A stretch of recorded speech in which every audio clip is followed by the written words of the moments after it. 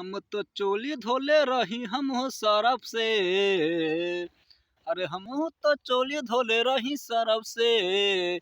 ओ देवरा ओ देवरा रंगले बाटे रंग से। राजा जी देवरा रंगले बाटे रंग से। अरे अपना भाई के तू समझा दो। अरे अपना भाई के तू समझा दो। रंगले बाटे देवरा रंग चोली से। राजा हो रंगले बाटे देवरा रंग चोली से। अरे दिन भर चोली पर निहारे। अरे दिन भर चोली पई होता है के। देवरा रंगले बाटे चोली रंग से। राजा हो देवरा रंगले बाटे चोली रंग से। कहेला भौजी डाले दयौरी। कहेला भौजी डाले दयौरी।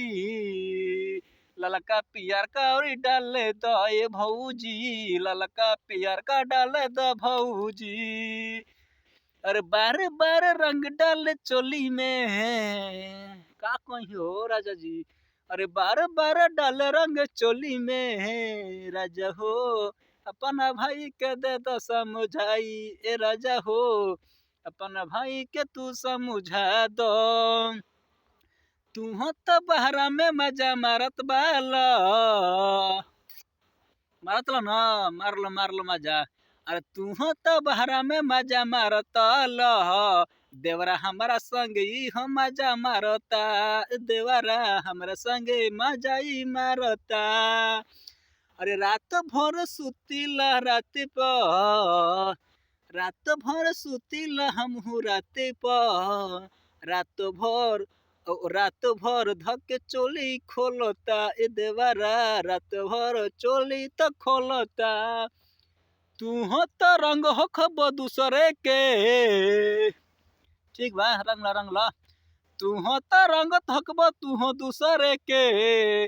तोहर भाई तो हमरे तो रंग ताटे। तोहर भाई हमरो तो रंग ताटे। कहाँ मुँह समझाई। अरे हम हूँ तो कैसा मुझाई। ई दुलरुआ हटे हो देवर। ई हो दुलरुआ ई देवा। अरे देता हमके रंग चोली से। देता रंग डाली चोली में। ठीक बा रुआ बाहरा माजा मारो तकबो। देवरा हमर संग माजा मरते बटे का करी। तो रउआ बुझाते नइखे बाहरा माजा मारत मार ल देवरा संग मरबे कर।